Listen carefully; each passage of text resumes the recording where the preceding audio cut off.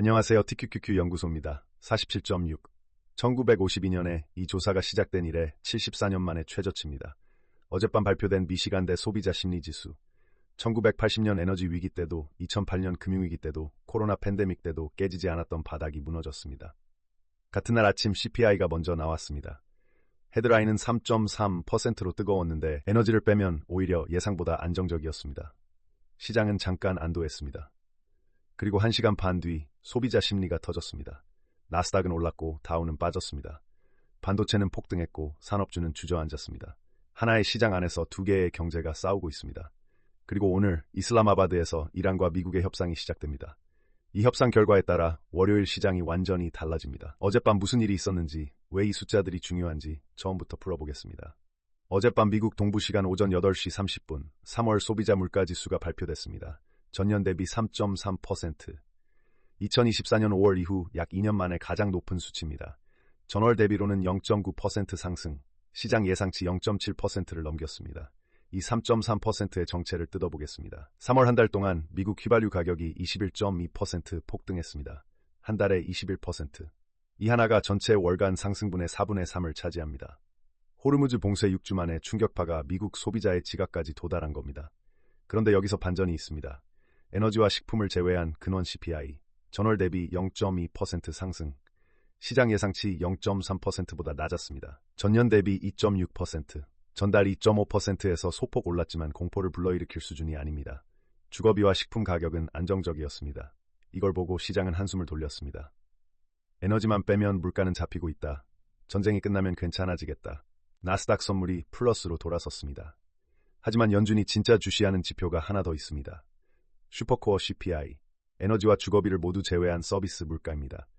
연준이 기저 인플레이션의 진짜 방향을 판단할 때 보는 핵심 지표인데 이것이 전년 대비 3.14%를 찍었습니다. 전달 2.75%에서 한 달 만에 0.39%포인트 점프. 이건 에너지 탓을 할 수 없습니다. 의료비, 보험료, 교통 서비스 이런 것들이 조용히 올라가고 있다는 뜻입니다. 2025년 전국적인 의료 파업 이후 치솟은 의료 노동 비용이 여전히 가격에 스며들고 있고 자동차 보험료도 부품 가격과 수리비 상승에 간접 피해를 받고 있습니다. 에너지를 빼면 핵심 물가는 양호한데 서비스 물가는 자기 혼자 올라가고 있습니다. 전쟁이 끝나도 이 부분은 쉽게 내려오지 않습니다. 시장은 근원 CPI의 양호한 면에 집중했지만 1시간 반 뒤 진짜 충격이 왔습니다. 오전 10시, 미시간대 소비자 심리지수 4월 예비치가 발표됐습니다. 47.6. 1952년부터 이어진 이 조사는 베트남전, 오일 쇼크, 리먼, 코로나, 2022년 인플레이션 쇼크까지 모두 견뎠습니다. 그 어떤 위기에서도 50 아래로 내려간 적은 없었습니다. 1980년 볼커의 20% 금리 때 51.7이 최저였고 2022년 인플레이션 9.1% 때 50.0이 역대 최저였습니다. 어젯밤 그 선이 무너졌습니다. 47.6. 전월 53.3에서 5.7포인트 급락.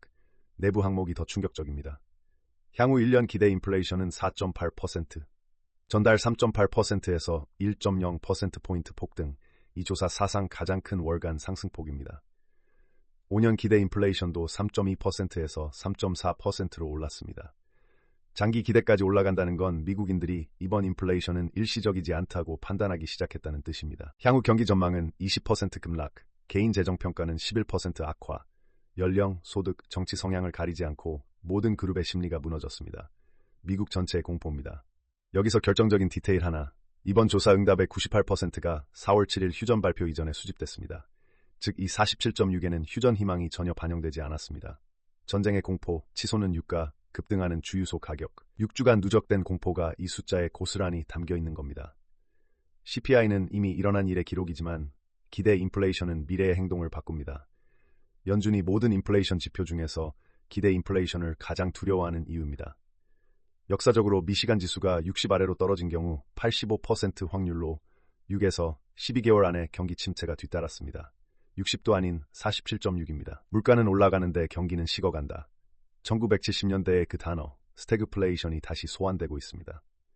물론 휴전이 정착되고 호르무즈가 열리면 꺾일 수 있지만 그 반대도 열려 있습니다. 이 불확실성이 어젯밤 시장을 둘러 갈랐습니다. CPI에 안도하고 미시간에 충격받은 시장.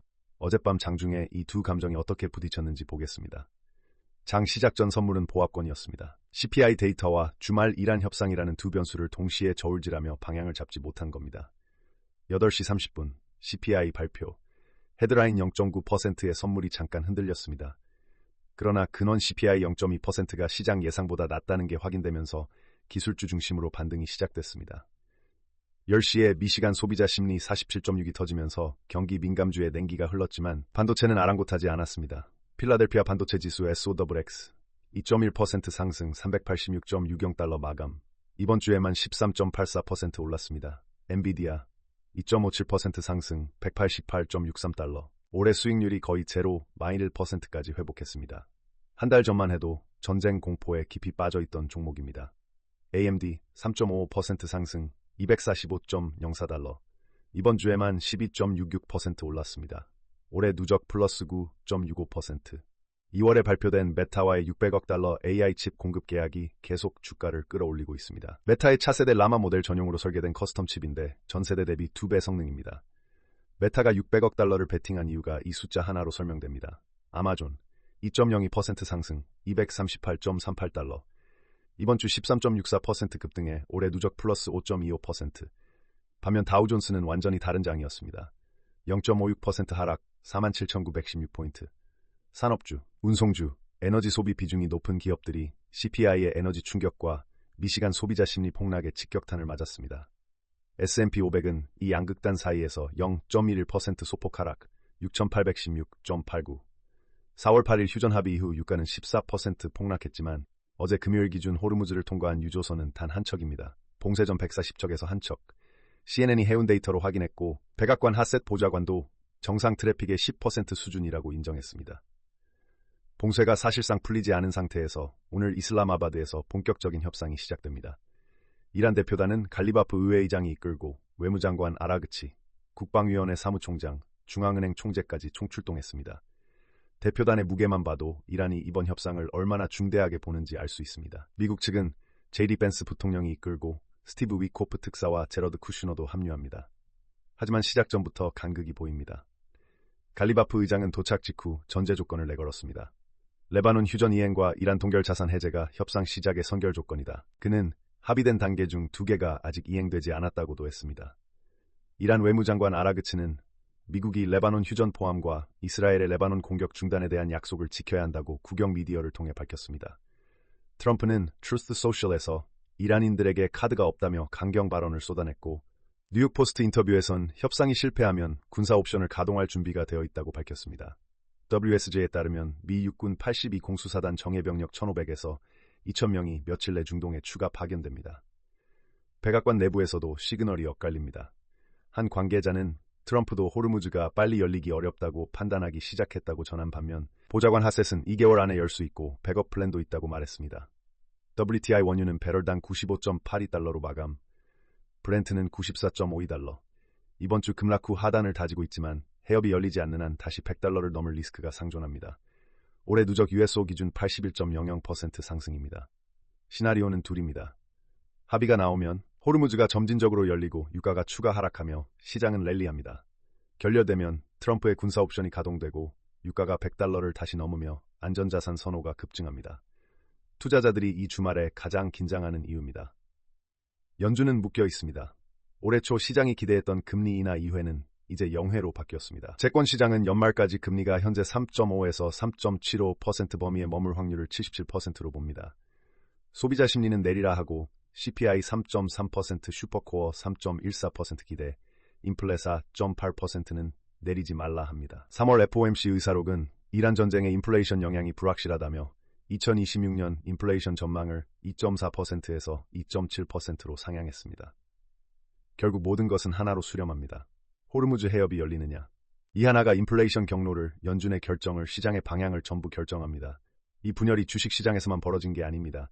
10년 국채 수익률은 4.32%, CPI 근원이 안정적이라 채권시장도 판단을 유보한 모습입니다. TLT는 0.24% 하락한 86.49달러, 달러 인덱스 DXY는 98.67, 이번 주 1.36% 하락하며 올해 상승분을 거의 전부 반납했습니다. 보통 전쟁이 나면 달러가 강세를 보이지만 이번엔 휴전 합의로 안전자산 수요가 줄었고 인플레이션 상승이 실질 금리를 갉아먹고 연준이 움직이지 못하는 상황까지 겹쳤습니다. GLD 437.13달러, 이번 주 1.80% 상승, 올해 누적 9.75%, 휴전 낙관론에 잠깐 조정받았지만 협상이 결렬되면 다시 오를 겁니다. 공포 탐욕 지수는 38, 여전히 공포 영역입니다. 강한 랠리에도 시장 심리는 공포에서 벗어나지 못했습니다.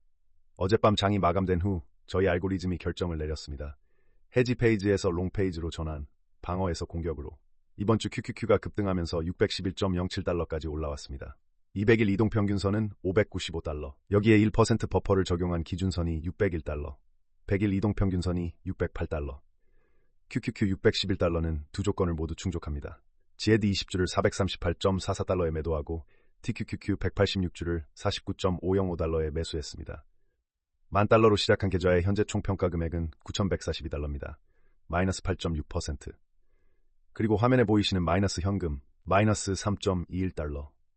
지난 롱페이지 때 남은 현금으로 TQQQ 몇 주는 더 살 수 있겠다고 댓글로 많이 얘기해 주셔서 최대 한도를 늘려서 주문하도록 변경했는데 시장가 체결 시점에 순간적으로 가격이 올라서 슬리피지 때문에 마진이 사용돼 버렸습니다. 이제 저는 이 마이너스 3.21달러에 대해서 연이자 5.83%를 내야 합니다. 이번 페이지가 길어지면 여러분들은 저 마이너스 현금에서 이자가 조금씩 발생해서 마이너스가 점점 커지는 모습을 보실 수 있을 겁니다. 이렇게 된 이유는 제 계좌가 기본적으로 마진 계좌이기 때문입니다. 되게 거슬리네요. 이란 전쟁이 터지면서 GED로 방어하고 있다가 이번 주 휴전 랠리가 기술적 조건을 충족시킨 순간 공격으로 전환한 겁니다. 숫자가 판단했고 저는 따릅니다. 8거래일 조정 한 번 없이 연속 상승하고 있는 와중에 늘 주말에 트럼프가 폭탄 발언을 하는 패턴을 보여왔고 멜라니아 여사의 앱스타인 관련 발표로 주말 불확실성이 커진 상황에서 감정적으로 심리적으로는 도저히 손이 나가지 않는 매매이지만 알고리즘은 감정이 없습니다. 이번 주말 협상이 결렬되면 나스닥이 빠질 수 있고 TQQQ는 3배로 맞겠죠. 하지만 추세가 꺾이면 알고리즘이 다시 해지로 전환합니다. 이 시스템은 한 번의 결정이 아니라 연속적인 판단의 체인입니다. $10,000에서 시작한 10년짜리 실험 66일째 9,142달러, 다음 주를 전망합니다. 첫째, 이슬람아바드 협상 결과 가장 큰 변수입니다. 합의 소식이 나오면 CME 선물이 월요일 오전 7시 내 갭업으로 열릴 수 있습니다. 결렬이면 반대입니다. 정규장은 월요일 밤 10시 30분 개장. 둘째, 대형은행 실적 시즌이 시작됩니다. 골드만삭스가 월요일, JP모건이 화요일, 뱅크 오브 아메리카가 수요일에 실적을 발표합니다. 월스트리트는 골드만의 M&A 수수료가 33%에서 41% 뜰 것으로 예상하고 비모건의 투자은행 수수료는 18% 증가 전망입니다.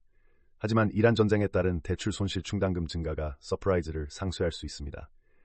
은행 CEO들의 경기 전망 코멘트에 주목하세요. 제이미 다이먼이 침체를 경고하면 시장이 흔들리고 낙관론을 내놓으면 지지가 됩니다. 셋째, 소매 판매 데이터. 에너지 가격 급등이 실제 소비에 얼마나 타격을 줬는지 확인하는 첫 번째 하드 데이터입니다. 미시간 소비자 심리 47.6이 실제 지갑을 닫게 만들었는지 숫자로 확인할 수 있습니다. 넷째, 유가 방향. 이슬람아바드 결과에 따라 WTI가 $90 아래로 내려갈 수도 100달러를 다시 넘을 수도 있습니다. 호르무즈 해협 재개를 위한 영국 주최 추가 회담도 다음 주 예정되어 있습니다. 그리고 하나 더, 이번 주말은 특히 조심스럽습니다. 멜라니아 여사가 앱스타인 관련 폭탄 기자회견을 진행했고 이에 트럼프가 여기에 어떤 돌발 행동을 할지 아무도 모릅니다. 트럼프는 주말마다 시장에 공포를 불어넣는 발언을 해왔는데 이번 주에도 반복되지 않을지. 네타냐후 사건에서도 볼 수 있듯이 정치인들은 자신을 향한 이슈가 있으면 더 큰 뉴스를 터뜨려서 덮으려 하는 경향이 있습니다.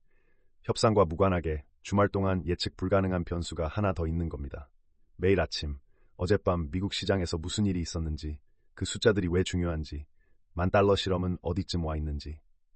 월요일 아침 이슬람아바드의 답이 나옵니다. 그 답을 가장 먼저 풀어드리겠습니다.